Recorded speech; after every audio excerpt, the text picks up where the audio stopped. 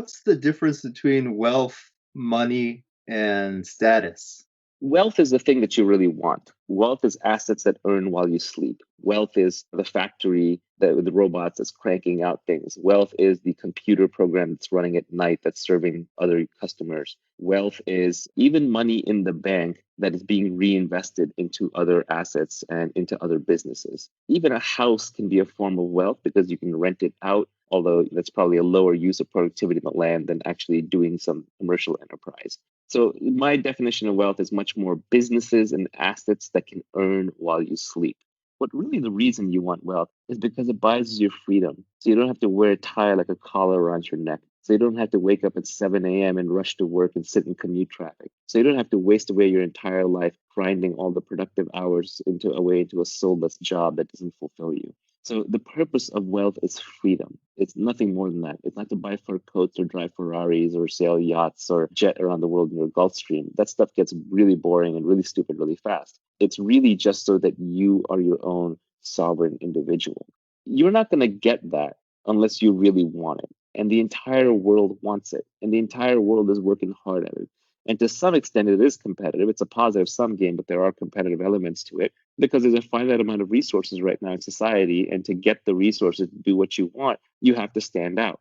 Money is how we transfer wealth. Money is social credits. It is the ability to have credits and debits on other people's time. If I do my job right, if I create value for society, society says, oh, thank you. We owe you something in the future for the work that you did in the past.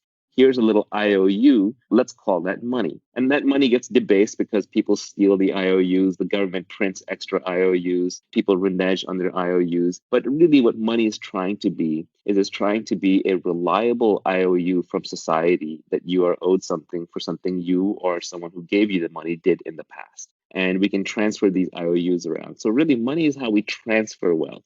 There are fundamentally two huge games in life that people play. One is the money game, because money is not going to solve all your problems, but it's going to solve all your money problems. So I think that people know that. They realize that, so they want to make money. But at the same time, many of them deep down believe that they can't make it. They don't want any wealth creation to happen. So they sort of virtue signal by attacking the whole enterprise by saying, well, making money is evil and you shouldn't do it, blah, blah, blah. But what they're trying to do is they're actually playing the other game, which is a status game. They're trying to be high status in the eyes of other people watching by saying, well, I don't need money, we don't want money. And then status is just your ranking in the social hierarchy. So wealth is not a zero-sum game. Everybody in the world can have a house. Because you have a house doesn't take away from my ability to have a house. If anything, the more houses that are built, the easier it becomes to build houses, the more we know about building houses, and just the more people that can have houses. So wealth is a very positive sum game. We create things together. We're starting this endeavor to create this,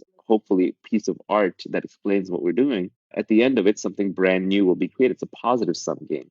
Status, on the other hand, is a zero sum game. It's a very old game. We've been playing it since monkey tribes, and it's hierarchical: who's number one, who's number two, who's number three. And for number three to move to number two has to move out of that slot. So status is a zero sum game. Politics is an example of a status game.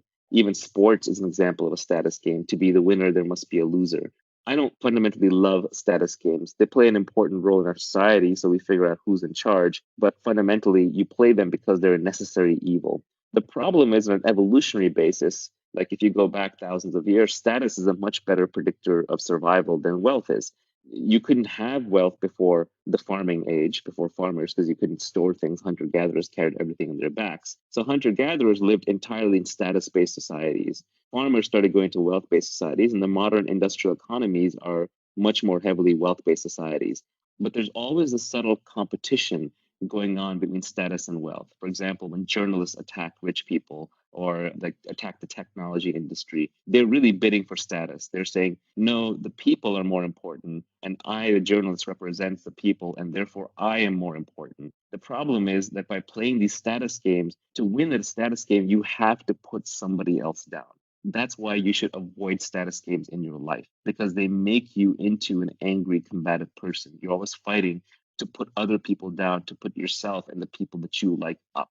And they're always going to exist. There's no way around it. But just realize that most of the times when you're trying to create wealth, you're actually getting attacked by someone else. and they're trying to look like a goody two shoes, but really what they're doing is they're trying to up their own status at your expense. They're just playing a different game, and it's a worse game. It's a zero sum game instead of a positive sum game.